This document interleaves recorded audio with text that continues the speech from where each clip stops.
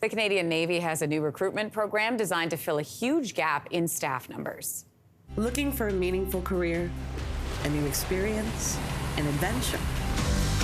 So the Naval Experience Program gives new recruits one-year training with no strings attached. After completing the program, recruits will have the option of signing a commitment with the Navy or saying, no thanks, this may not be for me. Vice Admiral Angus Topshee is Commander of the Royal Canadian Military. He joins us in studio this morning. Good morning to you. Good morning. Thanks very much for having me on. I want to start with a representative from Canada's Department of Defense. Tells CTV News that the Canadian Armed Forces has a member shortage of, 16,000 personnel.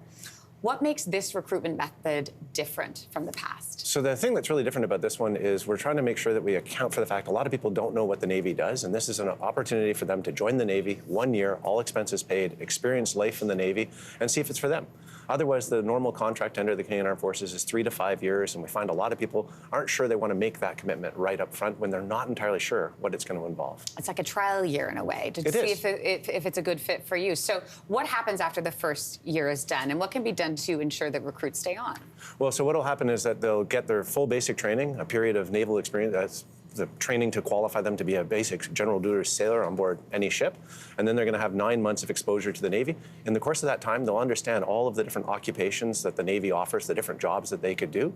If one of those looks like a good fit for them and they're a good cultural fit for us, so their values and ethics align with ours, then we'll make a mutual decision that they will be re-enrolled onto a contract for that 3 to 5 years of service and given the full training within whatever occupation they choose. So what does that mean specifically? So I know you mentioned sort of what that year looks like, but if somebody's watching right now, they're like, okay, well, what does that year, what would I be doing exactly? What does that look like? Yeah, so they're going to get the full experience of the life of a sailor. So they will experience, so they'll be asked if they want to go to Halifax, Halifax, Nova Scotia, or Victoria, British Columbia.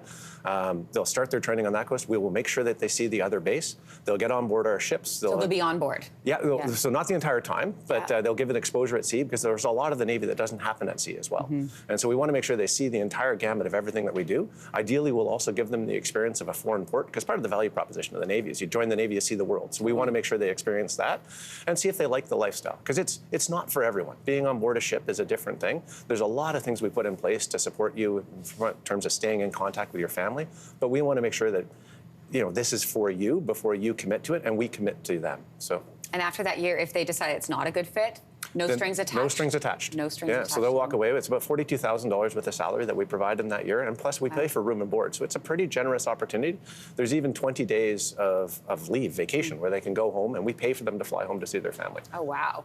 Now, if this program succeeds, do you see this method extending into other branches of the military? Absolutely. So this is a pilot program. So because we know it's just a one-year enrollment, and at the end of it, there's no strings attached, we're able to take a little bit more, not so much risk. We're trialing a couple of different options in terms of the enrollment qualifications that we require, and because we've got a great opportunity to evaluate the person. If this is successful, then yes, it will absolutely be expanded to the other services in the Canadian Armed Forces. There's been a lot of discussion around Canada's defence funding lately. What would you like to see from the federal government to help the armed forces increase recruitment numbers? I think we just need to continue to support ourselves with the advertising campaign that's on right now and getting the word out to all Canadians that this is a great life inside the Canadian Armed Forces. Regardless of what service you choose to train in or work in, it's an opportunity to serve your country and really help Canadians at home and around the world, as we see in Sudan right now.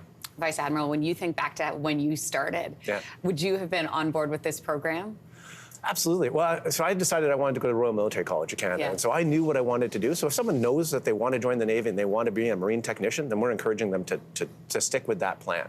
But if they're sort of like, this Navy thing sounds interesting, but I'm not sure, or if there's like maybe there's some issues there that I'm not confident have been solved, this is a great opportunity for them to try it out.